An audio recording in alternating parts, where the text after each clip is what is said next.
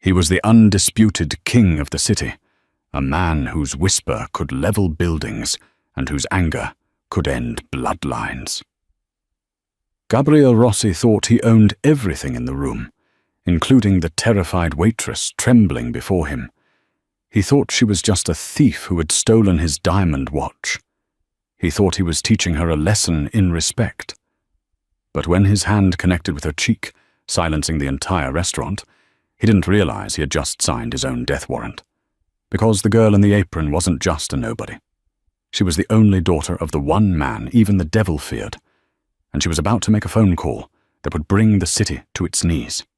The Sapphire Lounge, Waitress, was the kind of place where the air conditioning smelled like expensive perfume, and the silence was heavy with secrets. It was a fortress of glass and velvet, located on the 45th floor of the city's tallest skyscraper, a playground for the untouchables. For Haley, it was just a job that paid for her small studio apartment and the art classes she took during the day.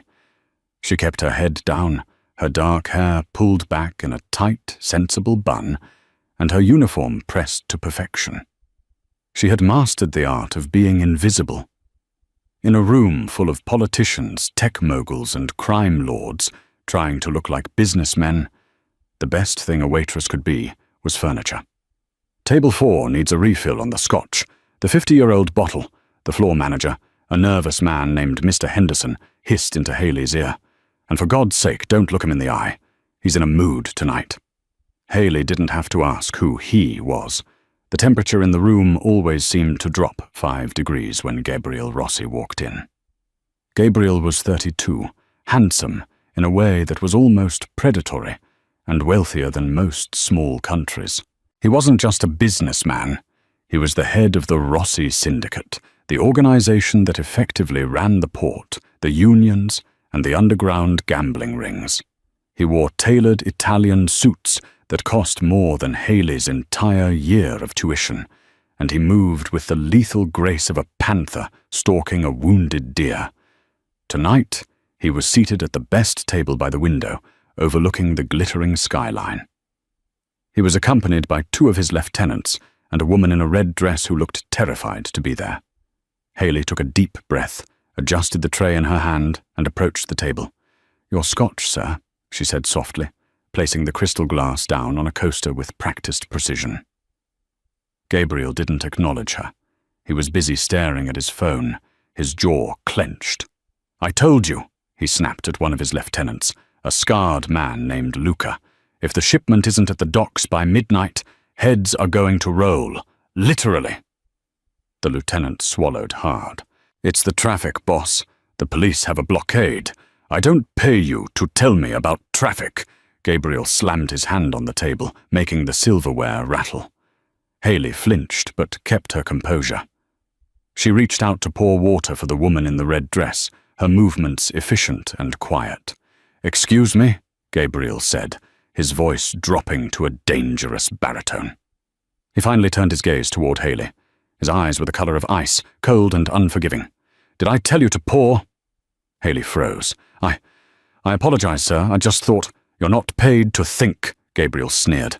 He looked her up and down with open disdain. "You're paid to serve and disappear. Do you know how much this suit costs?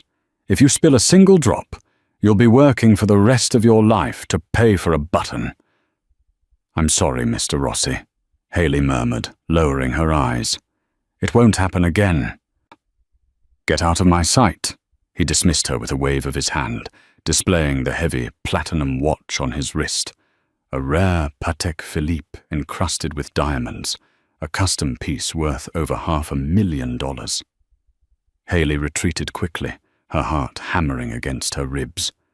She hated men like him, bullies wrapped in silk, men who thought power gave them the right to treat people like dirt. But she needed this job. She had promised herself she would do this on her own, without help from him, without using the name that opened every door and closed every coffin in the underworld. She went back to the service station, trying to steady her shaking hands. "Rough night?" whispered Clara, another waitress. "Just Rossi being Rossi," Haley sighed, wiping down a tray. "He acts like he owns the world." "Honey, he practically does," Clara warned. "Be careful around him. I heard a rumor that last week a valet scratched his Ferrari. No one has seen the kid since." Haley felt a chill run down her spine. She knew the stories were likely true, but she also knew something Gabriel Rossi didn't. There were predators, and then there were monsters, and Gabriel had no idea he was yelling at the daughter of the biggest monster of them all. An hour passed. The restaurant began to clear out, leaving only the die-hard drinkers and the serious deal-makers. Haley was assigned to clear table 4, while Gabriel and his entourage went to the private balcony to smoke cigars. She worked quickly, stacking plates and wiping crumbs. She wanted to get this shift over with. She picked up the napkins, the empty glasses, and checked under the table for any dropped silverware. It was clean. She moved to the kitchen, dumped the dishes, and began her closing tasks. 10 minutes later, the double doors of the kitchen burst open. The silence of the kitchen was shattered by the heavy, aggressive footsteps of expensive leather shoes. Mr. Henderson ran in, pale as a sheet, followed closely by Gabriel Rossi.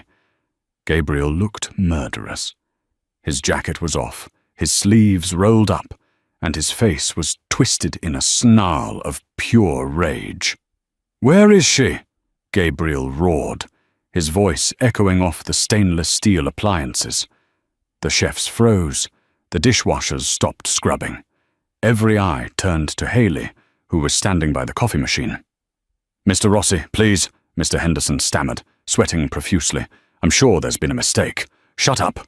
Gabriel shoved the manager aside, sending the small man stumbling into a rack of pots.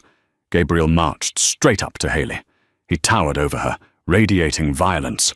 "Where is it?" he demanded, his voice low and trembling with fury. Haley blinked, confused. "Where is what, sir?" "Don't play dumb with me, you little rat," Gabriel spat. He grabbed her wrist, his grip bruising. He held up his left arm. It was bare. The platinum watch was gone. "My watch. I took it off and set it on the table when I went to the balcony because the clasp was loose. I come back, and it's gone. You were the only one at the table." Haley's eyes widened. "I didn't take it. I swear. I just cleared the plates. I didn't see a watch." "Liar!" Gabriel screamed, shaking her arm. "That watch is one of a kind. It's worth more than your entire bloodline. Give it to me, and maybe I'll let you walk out of here with just broken fingers." "I don't have it," Haley cried out, trying to pull her wrist back. "Check the cameras. Check my pockets. I didn't touch it." "The cameras in the private corner were disabled for my meeting," Gabriel hissed. "You knew that, didn't you? You saw an opportunity, and you took it." "No, I didn't," Haley insisted, fear turning into anger. "I am not a thief." "Search her," Gabriel barked to his lieutenants who had just entered the kitchen. "Strip her right here if you have to."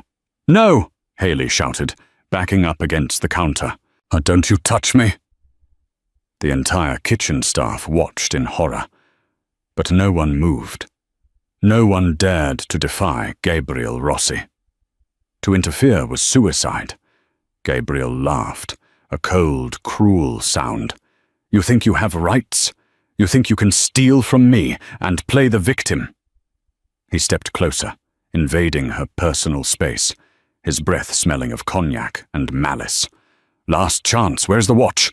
"I don't have it," Haley said, enunciating every word, staring him straight in the eye with a defiance that surprised even her. For a split second, Gabriel looked shocked by her boldness. Then the shock turned into blind rage. "You insolent little trash," he growled, and then he raised his hand. The sound was sickening, a sharp, meaty crack that echoed through the tiled kitchen like a gunshot. Gabriel's hand connected with Haley's cheek with full force. The impact knocked her head to the side and sent her stumbling back into the stainless steel counter.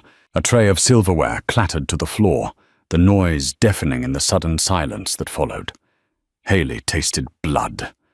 Her cheek burned as if it had been branded with a hot iron. Her ear was ringing, a high-pitched whine that drowned out the hum of the refrigerators. She gripped the counter to keep from falling, her breath catching in her throat. She wasn't crying. That was the strange part. The shock was so profound that it bypassed tears and went straight to a cold, numb clarity. The kitchen was dead silent. Mr. Henderson had his hands over his mouth. The chefs were looking down at their feet. Gabriel Rossi stood there, adjusting his cufflink, looking down at her, with a sneer of satisfaction. "Now," Gabriel said calmly, as if he hadn't just assaulted a young woman, "give me the watch, or the next one breaks your jaw." Hayley slowly turned her head back to face him. A red handprint was blossoming rapidly on her pale skin. Her hair had come loose from her bun, falling across her face. She looked at him. Really looked at him. She saw the arrogance, the cruelty, the absolute belief that he was untouchable. "You shouldn't have done that," Hayley whispered. Her voice wasn't shaking. It was flat. Dead. Gabriel raised an eyebrow. "Excuse me? You shouldn't have touched me," she said, louder this time. She reached into her apron pocket.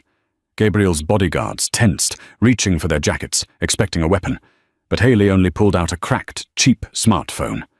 Gabriel laughed. "What are you going to do, call the police? Go ahead. I own the precinct, Captain. I own the mayor. Call them. I'll have you arrested for grand larceny before you hang up." Hayley didn't dial 911. She ignored him completely. Her fingers moved over the screen with muscle memory, dialing a number she hadn't used in 3 years, a number only 5 people in the world had. She put the phone to her ear. It rang once, twice. "Hello?" A deep, gravelly voice answered, a voice that sounded like grinding stones. Hayley took a ragged breath. "Papa?"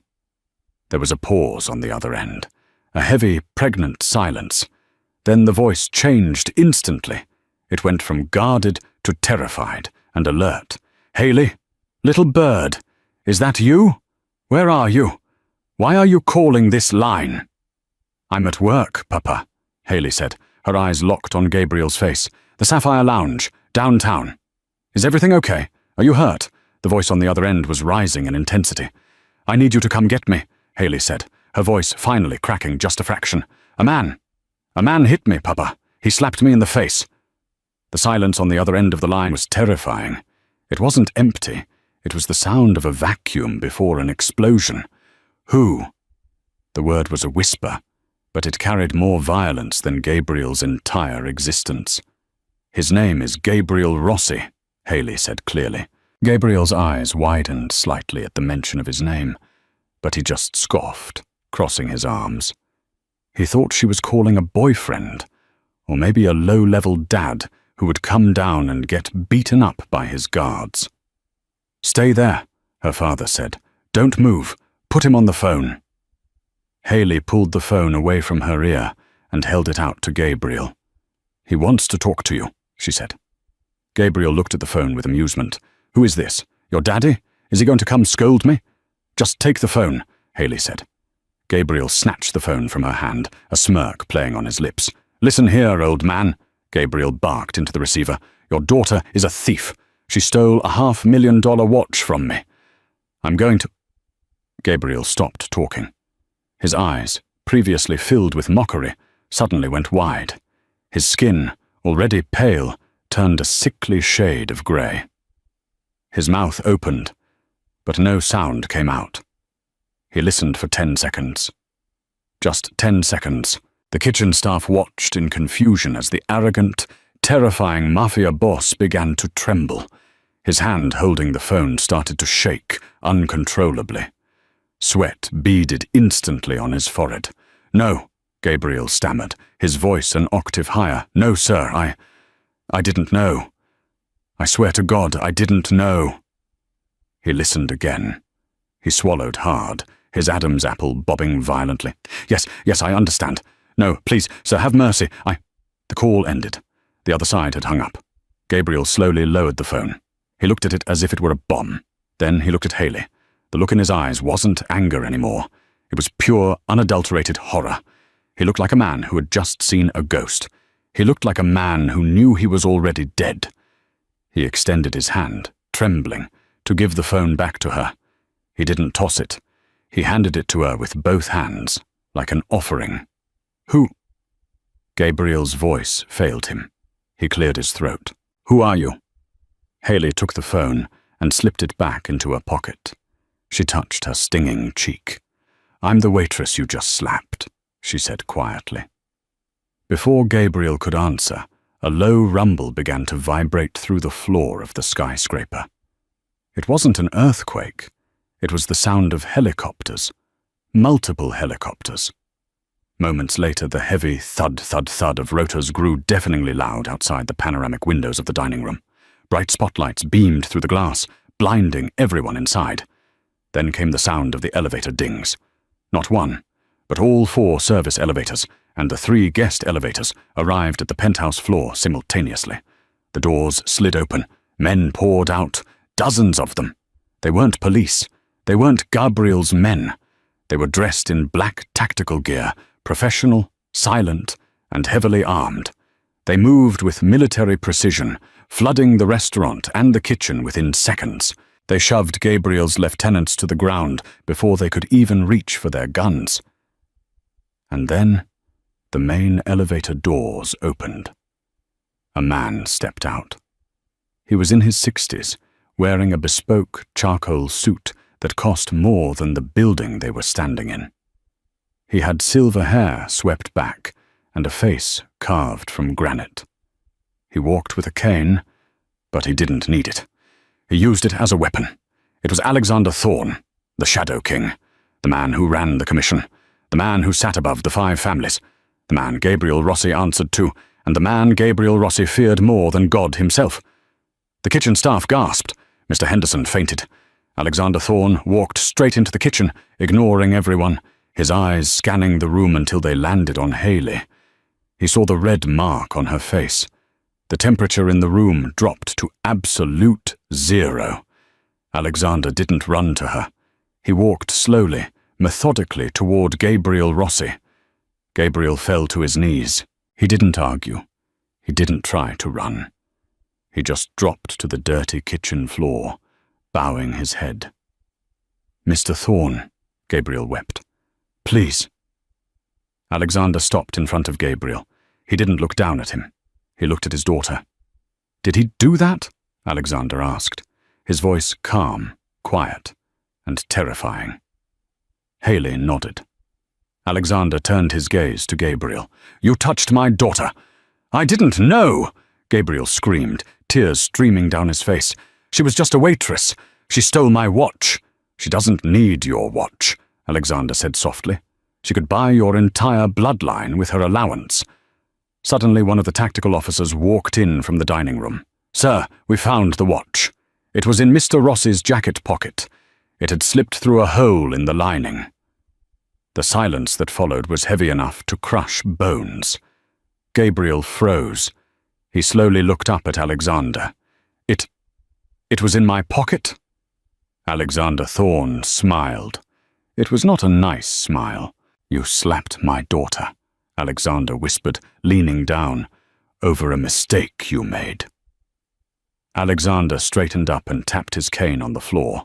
"Take him," Alexander commanded his men, "and burn everything he owns." As 2 massive guards dragged a screaming Gabriel away, Alexander turned to Haley. The terrifying mask fell away, replaced by the face of a worried father. He reached out and gently touched the red mark on her cheek. "I told you the service industry was too rough for you, Tesoro," he said gently. "Are you ready to come home, now?" Haley looked at her father, then at the stunned faces of her co-workers, who were staring at her as if she were an alien. "Yeah, Dad," she whispered. "I think I quit." The ride back to the estate was suffocatingly silent. The convoy consisted of 5 armored SUVs, with Haley and her father, Alexander Sterling, sitting in the middle vehicle. The windows were tinted so dark that the city lights outside were nothing but blurred streaks of gold and red. Haley sat with her hands folded in her lap, still wearing her waitress uniform, though the apron had been discarded on the floor of the car. The smell of stale coffee and table cleaner that clung to her clothes felt violently out of place against the pristine, cream-coloured leather of the Bentley. "You look thin," Alexander said, breaking the silence. He didn't look at her. He was staring straight ahead, his hands resting on the head of his cane. "I'm fine, Dad," Haley replied, her voice small. "Fine?" Alexander scoffed, a dry, humourless sound. "You were serving scotch to men who wouldn't hesitate to sell you for parts. You were living in a studio apartment in the East End with a broken lock on the front door.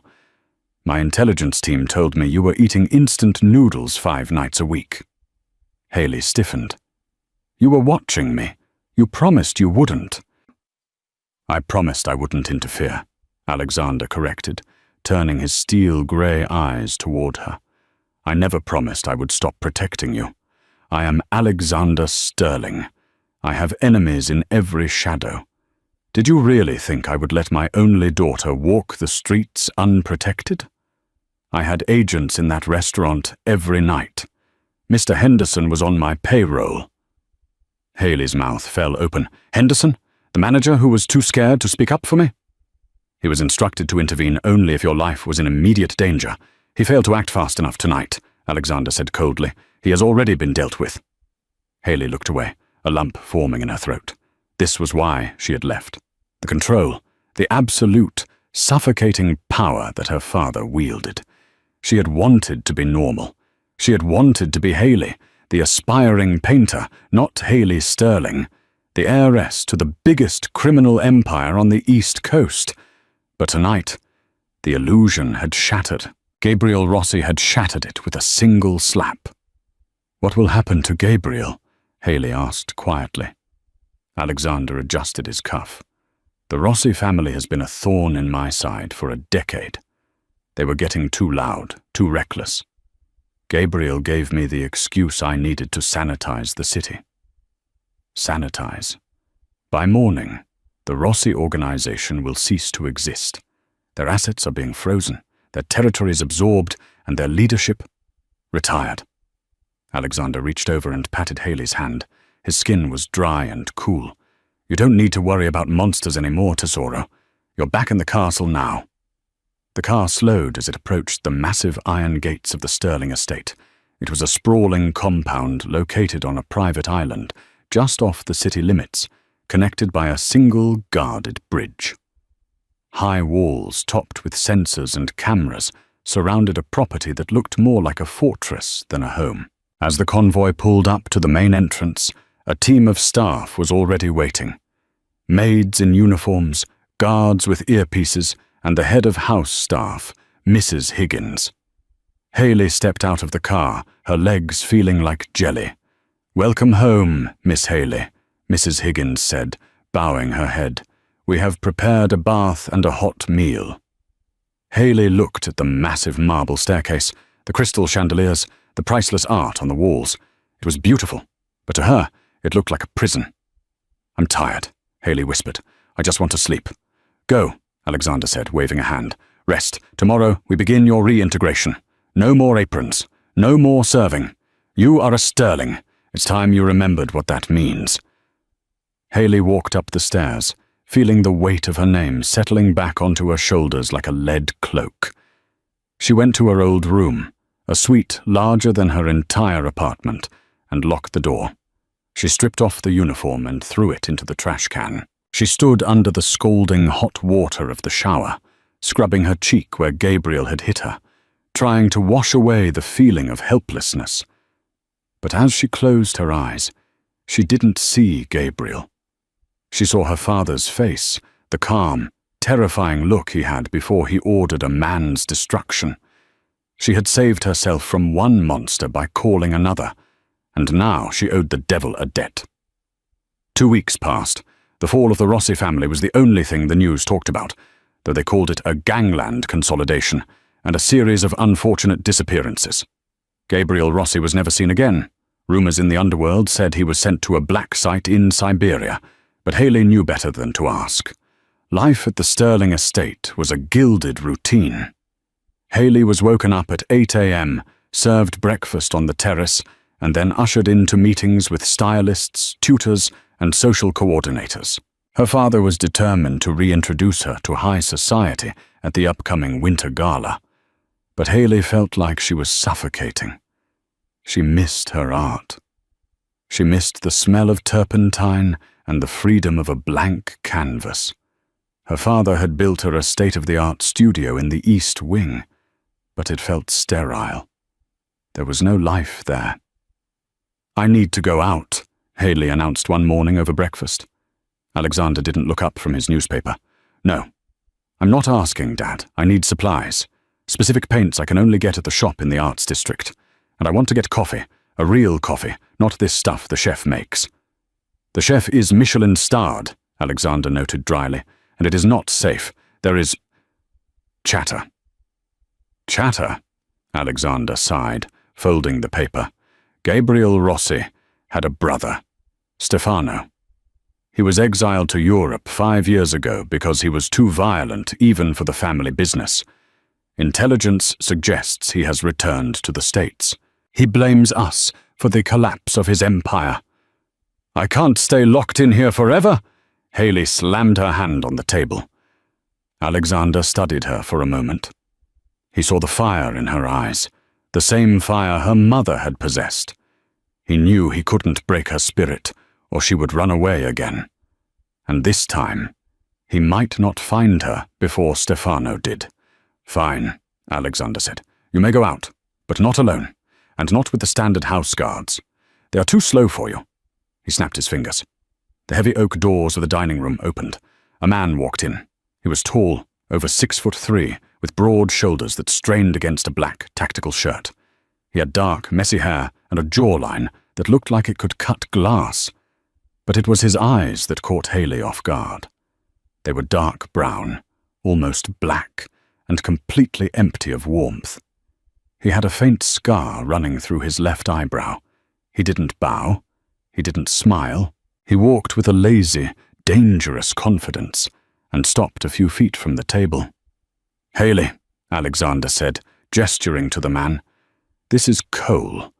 He is the former head of a Tier 1 Spec Ops unit. He has operated in war zones you haven't even heard of. He is your new shadow." Hayley looked at Cole. Cole looked at Hayley. His gaze was judgmental. He looked at her perfectly styled hair, her silk robe, her manicured nails, and he didn't hide his disdain. To him, she was just another spoiled princess he had to babysit. "I don't need a babysitter," Hayley snapped. "I'm not a babysitter," Cole said. His voice was deep, rough like gravel. "I'm a shield. You stay behind me. You live. You wander off. You die. Simple." "I don't like your tone," Hayley said, crossing her arms. "I'm not paid to be liked," Cole replied flatly. "I'm paid to keep your pulse moving." "Cole is the best," Alexander interrupted, standing up. "He answers only to me. If he says you don't go somewhere, you don't go. If he says you run, you run. Do you understand?" Hayley glared at her father, then at Cole. "Fine, let's go to the art store." Cole checked his watch. "You have 10 minutes to get dressed. Wear something you can run in. No heels." "Excuse me?" 9 minutes, Cole said, turning his back on her and walking towards the door. Hayley stood there, fuming. She had traded a violent boss for a controlling father, and now she had an arrogant bodyguard who thought he was the general of her life. She stormed upstairs to change. She put on combat boots and jeans, just to spite him. The drive to the city was tense. Cole drove a black, armored SUV. He checked the mirrors constantly. He didn't turn on the radio. He didn't make small talk. "So," Hayley said, trying to break the ice, mostly to annoy him. "What's your last name?" "Need to know," Cole said. "Is Cole your first name or your last name?" "Does it matter?" "It matters if I have to spend every waking minute with you," Hayley huffed. "Why are you so unpleasant? I didn't ask for you to be here." Cole glanced at her in the rearview mirror. "You think this is a game, princess? You think Stefano Rossi is a fairy tale villain? He flays people for fun. Your father burned down his legacy. Stefano is coming for blood, and you are the easiest target." I'm unpleasant because distraction gets people killed. Haley fell silent. She looked out the window. She realized then that the slap in the restaurant wasn't the end of the drama. It was just the opening bell. They arrived at the art supply store. Cole cleared the perimeter before letting her out. He followed her through the aisles, looming over her while she picked out tubes of oil paint. "Hurry up," he muttered.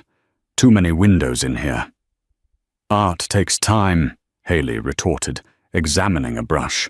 Suddenly Cole's hand shot out, grabbing her arm and yanking her behind a shelf of canvases. "Hey!" Haley protested. "Quiet," Cole hissed, his hand hovering near the gun concealed under his jacket. He was staring at the street through the front window. A black van had just idled across the street. The side door slid open just an inch. "We're leaving," Cole said low. "Back door, now." "But I haven't paid." "Forget the paint." Cole shoved her toward the emergency exit. They burst into the alleyway just as the front window of the store shattered under a hail of automatic gunfire. The sound of shattering glass and gunfire was deafening. Haley screamed as Cole tackled her to the wet pavement of the alleyway, covering her body with his own. Debris and plaster rained down around them. "Move!" Cole roared, hauling her to her feet. He didn't look like the bored bodyguard anymore. He was a machine. He dragged her down the alley, his gun drawn in his right hand, his left hand gripping her jacket so hard it hurt. "They found us!" Cole shouted into his earpiece. "Ambush at the Arts District. Sector 4. I need extraction." Static crackled in his ear. "Jammer," Cole cursed. "They're blocking the signal. We're on our own." 3 men in ski masks turned the corner of the alley, raising submachine guns. Haley froze. Cole didn't. He pushed Haley behind a dumpster and opened fire. Bang, bang, bang. 3 shots, controlled, precise. 2 men dropped instantly. The third scrambled for cover. "Stay down," Cole ordered Haley. "I can help," Haley yelled, her heart pounding against her ribs like a trapped bird. "You can help by not getting shot." Cole suppressed the third attacker, then grabbed Haley again. "We have to get to the subway station. It's underground. Too many crowds for them to spray and pray. Run!" They sprinted out of the alley and onto the busy main street. Panic had set in. Civilians were screaming and running in all directions, confused by the gunshots. This chaos was their cover. Cole navigated the crowd like a shark, shoving people aside, pulling Haley along. They ducked into the subway entrance just as a black van screeched onto the sidewalk, tearing through a newsstand. They vaulted the turnstiles and ran down the escalator. "Who are they?" Haley gasped, her lungs burning. "Stefano's hit squad," Cole said, scanning the platform. "Mercenaries, high end. They knew exactly where we were. You have a leak in your house." Haley felt a chill that had nothing to do with the cold subway air. A leak? The subway train arrived with a screech of brakes. Cole shoved her inside just as the doors were closing. He stood in front of the glass, scanning the platform as the train pulled away. "We're safe for a minute," Cole said, finally holstering his weapon. He looked at her. His face was grim, but there was a flicker of something else in his eyes. Respect? Or maybe just relief. "You run fast for a rich girl." "I was a waitress," Haley panted, leaning against the metal pole. "I walked 10 miles a shift." Cole checked the magazine of his gun. "We can't go back to the estate. If they knew we were at the art store, they might be watching the roads back to the island. They want to intercept us. So where do we go?" "I have a safe house," Cole said. "Off the grid. No digital footprint. We go there, we regroup, and I find a way to contact your father on a secure line." The train ride took 20 minutes. They got off in a gritty industrial district, far from the polished towers of the city centre. Cole led her through a maze of warehouses until they reached a nondescript steel door. He punched in a code, and they slipped inside. The safe house was a converted loft. It was sparse, a cot, a table, a massive rack of weapons, and a wall of monitors. Cole locked the heavy steel door and engaged 3 deadbolts. "Sit!" he commanded, pointing to a chair. He went to a mini-fridge and tossed her a bottle of water. Haley caught it. Her hands were shaking. "Did you kill those men?" "Yes," Cole said simply, pulling off his tactical vest. Underneath, his black t-shirt was stuck to his skin with sweat. It was them or you. I chose you. He walked over to a computer terminal and started typing furiously. The jammer is local to the van, so I should be able to get a signal out from here. Damn it. What? Haley asked, standing up. The network is down. Not just my comms. The city's cellular grid is experiencing a temporary outage. Cole turned to look at her. Stefano isn't just a thug. He's working with someone who has cyber capabilities. This is a coordinated siege. Haley walked over to the window, peering through the blinds. Why? Why go to all this trouble for me? Because you're the only thing Alexander Sterling loves, Cole said, his voice softer now. Stefano wants to trade you, your life for his brother's freedom and his territory back. Haley turned around, her eyes hardening. I won't be a bargaining chip. I spent my whole life hiding from this world. I'm not going to let some psychopath put me back in a box. Cole looked at her, really looked at her, for the first time. He saw the waitress who had stood up to Gabriel Rossi. Good, Cole said, a small, dangerous smile touching his lips, because I don't plan on surrendering. Suddenly the power in the loft cut out. The monitors went black. The lights died. Haley gasped. Stay still, Cole whispered in the darkness. A red laser dot appeared on the center of Haley's chest. Cole moved faster than humanly possible. He tackled her to the ground just as a high-caliber bullet punched through the wall, obliterating the chair she had been standing next to. Sniper, Cole hissed. They found us. How the hell did they find us? My phone, Haley realized, reaching into her pocket. I still have my old phone, the one I called my dad with. Cole grabbed the phone from her hand and smashed it against the floor, shattering it. They tracked the GPS. We have to move, now! But as they crawled toward the back exit, the sound of heavy boots surrounded the building. Come out, little princess! A voice boomed from a megaphone outside. It was a voice dripping with madness. Stefano, we have the building surrounded. Send out the girl, and the bodyguard dies quickly. Resist, and I'll peel him apart while you watch. Cole looked at Haley in the dark. He checked his gun. He had one magazine left. I can't fight an army, Cole whispered. Not with one clip. Haley looked at the weapon rack on the wall. She grabbed a Glock 19. Cole's eyes widened. What are you doing? Put that down. My father didn't just teach me how to paint, Haley said, her voice trembling but determined. She racked the slide back with a practiced motion, checking the chamber. He insisted I learn how to shoot before he let me leave home 3 years ago. I shot expert level at the range. She looked at Cole. You're the shield, right? Well, I'm the sword. Let's get out of here. Cole stared at her for a second, then nodded. Okay, princess, on 3. 3, Cole whispered. He kicked the back door open, not into the alley, but into the adjoining garage of the warehouse. It was a calculated risk. The mercenaries expected them to run into the street or the alleyway, funneling them into kill zones. They didn't expect them to go deeper into the industrial trap. Inside the garage sat a dusty, tarp-covered 1969 Mustang, a restoration project Cole had been working on during his downtime. Get in, Cole barked, ripping the tarp off. Passenger side, keep your head down. Haley dove into the leather seat. The smell of old oil and gasoline filled her nose. Cole hot-wired the ignition. He didn't need a key. He had installed a kill switch under the dash. The engine roared to life, a guttural scream of American muscle that echoed off the concrete walls. Hold on, Cole warned. He threw the car into reverse. He didn't aim for the garage door. He aimed for the brick wall that separated the garage from the alleyway where the van was idling. Crash! The rear of the Mustang smashed through the aged, crumbling brickwork, showering the alley with dust and debris. The impact sent the mercenary van skidding sideways. Cole shifted gears, slamming on the gas. The Mustang surged forward, tires smoking, tearing out of the garage and onto the main road. They're behind us! Haley yelled, looking back. 2 black SUVs had peeled off from the perimeter and were giving chase. "Let them come." Cole gritted his teeth, his eyes glued to the rearview mirror. He took a sharp left, drifting the heavy car around a corner with terrifying precision. "Can you shoot out a tire?" Haley gripped the Glock. Her hands were sweating, but her mind was strangely clear. "I can try." "Don't try." "Do."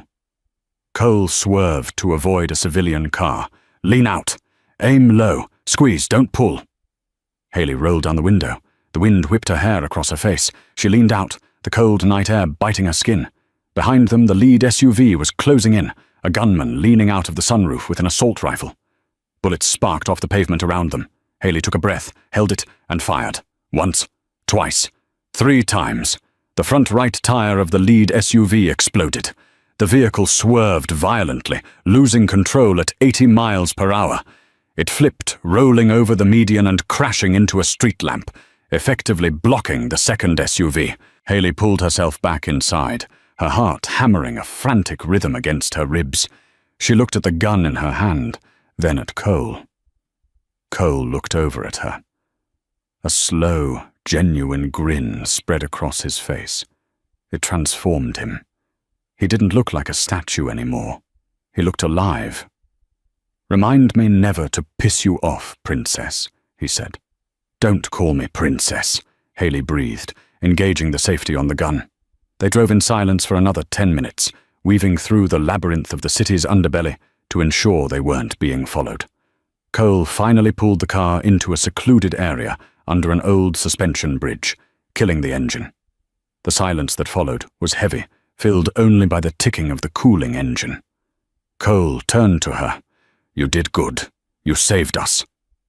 "We're not safe yet," Haley said, her voice trembling slightly as the adrenaline faded. "Stefano knows we're alive. He knows we're running, and we can't go home because of the leak."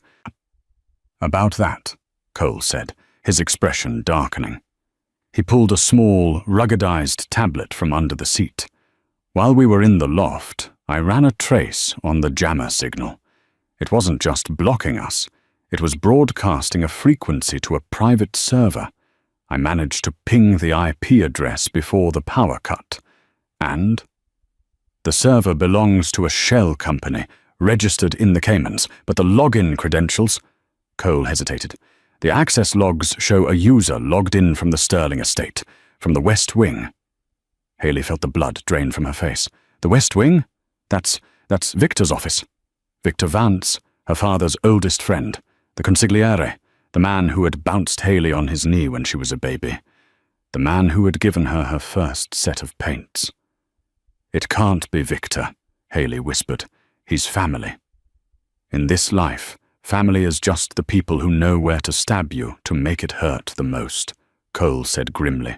"Victor has been pushing your father to expand into narcotics for years.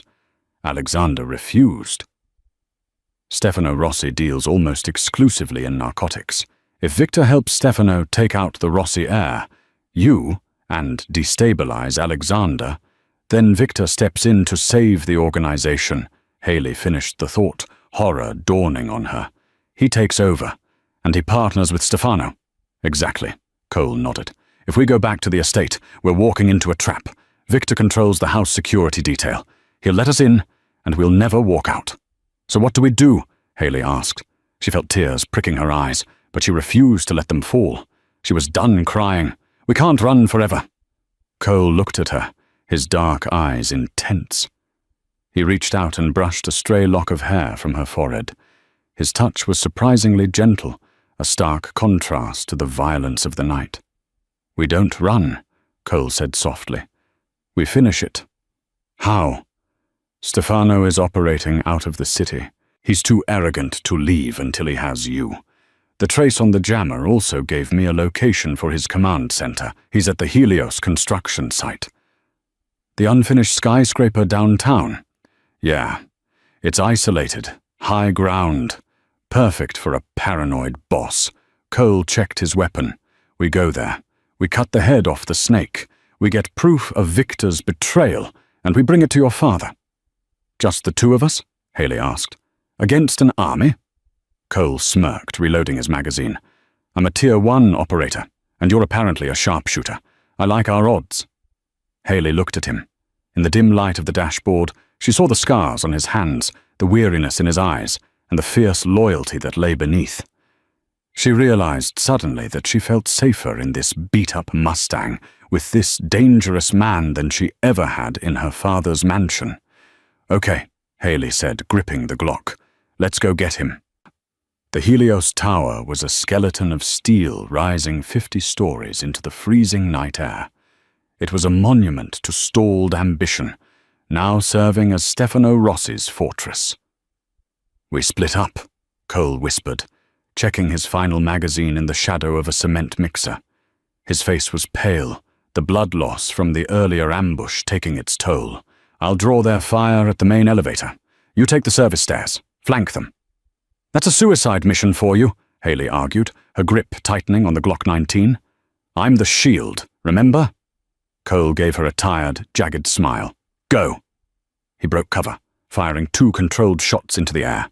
The mercenaries on the mezzanine shouted and opened fire, their muzzle flashes illuminating the dark concrete. While chaos erupted, Haley slipped into the stairwell, climbing the final 10 flights with lungs that burned like fire. When she reached the penthouse level, a vast, open slab of concrete with no walls, the wind roared, drowning out her footsteps. In the center, illuminated by a single floodlight, sat Stefano Rossi. And standing beside him, looking impeccably dressed in a grey suit, was Victor, her father's oldest friend, the man she called Uncle. She's persistent, I'll give her that, Victor shouted over the wind, handing Stefano a glass of wine. But Alexander is too old to hold the territory. We need the drug routes, and your father was too stubborn to allow it. Haley stepped out from behind a steel girder. So you sold me out for heroin shipments, Victor? Victor spun around, shock registering on his face. Haley, you shouldn't be here. Before he could signal the guards, Cole burst from the elevator shaft on the opposite side, dropping one mercenary before taking a bullet to the shoulder. He collapsed behind a pallet of bricks, pinned down. Enough! Stefano roared, grabbing a submachine gun. Kill the spare! Bring me the girl! Victor pulled a pistol and aimed it at Cole's exposed head. Drop the gun, Haley, or your watchdog dies right now. Haley froze. The wind whipped her hair across her face. She looked at Cole, bleeding and cornered. Put it down, Victor commanded, his voice dripping with false pity. Go back to being a waitress, honey. This world isn't for you. Haley slowly lowered her weapon, her eyes locking onto Victor's. I learned a lot waiting tables, Victor, like how to spot a cheap tipper and how to deal with trash. She didn't drop the gun. She raised it in a blur of motion. Bang! The shot was perfect. It didn't hit Victor in the chest. It hit the hand holding the gun. Victor screamed, dropping his weapon and stumbling back toward the open edge of the floor. He lost his footing on the slick concrete. His arms windmilled wildly, his eyes meeting Haley's for one terrified second before he tipped backward. He fell into the darkness without a sound. Stefano spun around, raising his rifle, but Cole was already moving. Despite his wound, Cole tackled Stefano, slamming him into the floor. The rifle skittered away over the edge. Haley walked over to where Stefano lay dazed. She aimed the Glock at his knee. This is for the slap, she said coldly. Bang! Stefano shrieked in agony as his kneecap shattered. Moments later, the roar of rotors shook the building. A black helicopter marked with the Sterling crest rose from the abyss, hovering level with the penthouse. The side door slid open to reveal Alexander Sterling, leaning on his cane, flanked by his elite guard. He looked at the empty space where Victor had stood. He looked at the bleeding Cole. Finally, he looked at his daughter, who stood tall amidst the carnage, the smoking gun still in her hand. Alexander stepped onto the roof. He didn't ask what happened. He simply walked up to Haley and placed a hand on her shoulder. The car is waiting, Tesoro, he said softly, looking at her with a newfound respect. It's time to go home. The city is yours now. From a trembling waitress in the Sapphire Lounge to the ruthless queen of the Sterling Empire, Hayley's journey proves that sometimes the quietest people hold the loudest power. Gabriel Rossi thought he was slapping a helpless victim, but he accidentally woke up a dragon. With the traitor Victor gone and the Rossi family destroyed, the city now belongs to Hayley. She is no longer running from her legacy. She is embracing it, with Cole standing faithfully by her side, not just as a shield, but as a partner. The shy girl who served coffee is gone, and in her place stands a woman who knows exactly what she is worth. I hope you enjoyed this intense Mafia romance story. If you loved Hayley's transformation and the chemistry between her and Cole, please smash that like button. It really helps the channel grow and lets me know you want more stories like this. Don't forget to subscribe and hit the notification bell so you never miss an upload. What do you think happens next? Do Hayley and Cole finally admit their feelings? Or does a new enemy rise from Europe? Let me know in the comments below if you want a part 2. Thanks for watching, and I'll see you in the next video.